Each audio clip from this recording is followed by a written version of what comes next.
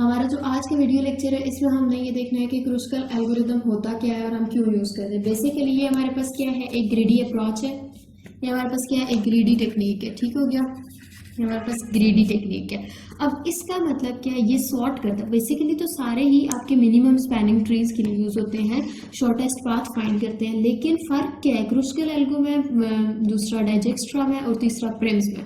Basic जो होता है ये सॉर्ट करता है सारी एजेस को लोअर से हाईएस्ट वेट की तरफ, मतलब आप नीचे से ऊपर की जाने चाहते हैं, ठीक है। और फिर वो उनमें फर्दर ऐड करता जाता है और उन एजेस को छोड़ देता है जो आपका क्या क्रिएट कर रही होती है, आपका एक साइकिल बना रही होती है। अब लेट सपोज देखते हैं हम इसकी एग्जांपल के थ्रू। ये हमारे पास एक अच्छा, इसके कुछ स्टेप्स होते हैं। पहला जो स्टेप होता है वो हमें कहता है कि आपने क्या करना है, रिमूव करना है लूप्स को। पहला क्या करना है, रिमूव लूप्स। सेकंड जो होता है वो हमारा क्या होता है, रिमूव करने होते हैं हमने पैरेलल एजेस। ठीक है, जितने भी आपके पैरेलल एजेस होते हैं उनको आपने रिमूव करना होता है। अब जो पैरेलल एजेस कौन सा रिमूव करना है, लेट सपोज इस एग्जांपल में हम देखें दो है, विद मैक्सिमम वेट। ठीक है, जिसका मैक्सिमम आपके पास वेट होता है ना एज का, उसको आप रिमूव कर देते हो और जिसका मिनिमम होता है उसको आप यूज करते हो आगे। लेट सपोज अब इस एग्जांपल को अगर हम देखते हैं तो हम क्या करते हैं, इसके अंदर देखें कौन कौन सी लूप यूज हो रही है। क्या कोई लूप यूज हो रही है? यस, ये हमारे पास एक लूप यूज हो रही है। तो हम क्या करेंगे, इस लूप को यहाँ से कैंसिल आउट करेंगे तो हमारा क्या होएगा, फाइनल जो ग्राफ आएगा उसको हम अपनी लूप नहीं कंसिडर करेंगे। इसी तरह देखिए, उसको मैंने क्रॉस कर दिया। अब हमने जब पैरेलल एज को रिमूव करना है तो देखें पैरेलल एजेस कहाँ पे बन रही है, यहाँ पर हमारे पास बन रही है पैरेलल एजेस। हमने क्या है, उसको रिमूव करेंगे जिसका वेट मैक्सिमम होगा। अब इसमें से 6 इसका वेट मैक्सिमम है या 12 वाला है, 12 वाला है, तो इस वाले को हम क्या करेंगे, यहाँ से कैंसिल कर देंगे। ठीक है, तो अब हमारा ग्राफ कुछ इस टाइप का होगा।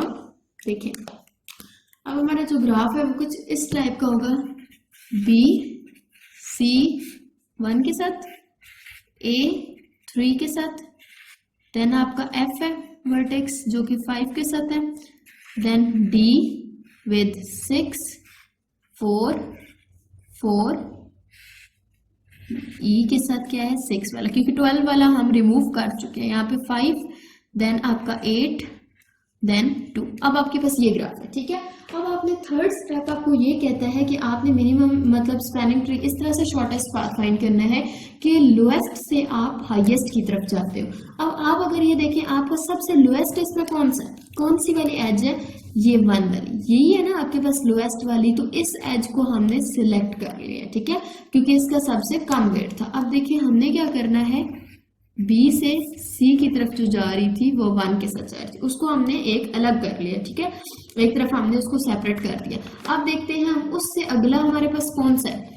उसके बाद जो है हमारे पास वो 2 वाला, ये एफ से ई की जानेब जो जा रहा है ये है हमारे पास। इसको हम इसी तरह इसको ड्रॉ कर लेंगे। हमारे पास क्या है, एफ से कहाँ जा रहा है, ई पे जा रहा है विद 2 साइड्स। ठीक है, उसी में हमने कहा है ना कि adding lowest edges ignoring those edges that create cycle. अभी तक हमारा साइकिल तो नहीं बना, तो हम क्या करेंगे, इसी को कंटिन्यू करेंगे। इसी तरह जब हम देखते हैं उसके बाद 2 के बाद कौन सा है, 3 वाला, तो वो क्या बना रहा है आपका बी से ए, बी से ए, बी पहले से हम लिखा हुआ था तो हमने क्या कहा ए, ये कितना जा रहा है हमारे पास 3 के साथ जा रहा है। अब उसके बाद अगर हम देखें तो 2 है, एक है हमारे पास ये और एक है हमारे पास ये, दोनों 4 की वेट के साथ है। अब आपकी अपनी मर्जी, आप चाहे तो सी को एफ के साथ कनेक्ट कर दें, चाहे तो आप बी को एफ के साथ। हम अल्फाबेटिकल ऑर्डर के थ्रू चल रहे हैं तो मैं बी को एफ से कनेक्ट कर देती हूँ। ठीक है, तो मैंने क्या किया, यहाँ से इसको कनेक्ट कर। अब इट मीन्स मेरी ये पाथ भी मेरा विजिट हो चुका है, तो मैंने इसे अलग से डॉटेड लाइन से शो कर दिया। अब अगर मैं इस वाले को करती हूँ तो मेरा ये साइकिल क्रिएट करेगा। यही बात हुई है ना, हमने कहा लोएस्ट एजेस के अंदर आप इंक्रीज करते जाओ लेकिन साइकिल ना बनने पाए। तो अगर मैं इस 4 वाले के साथ 4, क्योंकि आप मिनिमम वेट है ना, तो मैं क्या कहती हूँ, अगर मैं 4 यहाँ पे लगा दूंगी तो मेरा ये साइकिल क्रिएट करेगा, इसलिए मैं यहाँ से इसको क्या कर देती हूँ, कैंसिल कर देती हूँ। 4 के बाद मेरे पास 2 है, एक ये है और एक ये। ठीक है, अगर तो मैं इसको करती हूँ, देखिए अगर मैं यहाँ पर ये लाइन ड्रॉ कर देती हूँ तो मेरे पास ये साइकिल बना रहा है। इट मीन्स मैं इस पाथ को नहीं उठा सकती। मैं क्या करूंगी, यहाँ से एफ से डी वाले पाथ को विजिट करूंगी। जब मैं इस पाथ को विजिट करती हूँ, एफ से डी वाले पाथ को मैं विजिट करती हूँ, तो मेरे पास क्या आया, क्या कोई साइकिल बना, नहीं। उसके बाद हमारे पास नेक्स्ट आएगा 6 वाला, 6 डिसीज को डी से कनेक्ट कर। अगर मैं यहाँ पर ये करती हूँ ये पूरा साइकिल क्रिएट करेगा, इट मीन मैंने ये नहीं लेना। उसके बाद अगर मैं इसको करती हूँ तब भी वो एक साइकिल बना रहा है, ये भी नहीं लेना। और अगर मैं इसको करती हूँ तब भी वो साइकिल बनाएगा, मैंने नहीं लेना। और सिंपल सी बात है, जहां आपके वर्टिसेस कंप्लीट होते जाए ना आप वहां पे छोड़ सकते हैं। अब आपने इसकी टोटल कॉस्ट निकालनी है, ठीक है। अब आपने क्या करना है, इसकी टोटल कॉस्ट निकालनी है, या जिसे आप कहते हो सम। तो वो किसके इक्वल होगा, आपके पास 1 प्लस 3 2 वाला प्लस 3 प्लस 4 प्लस 5, तो आंसर आता है आपका 15, ठीक है।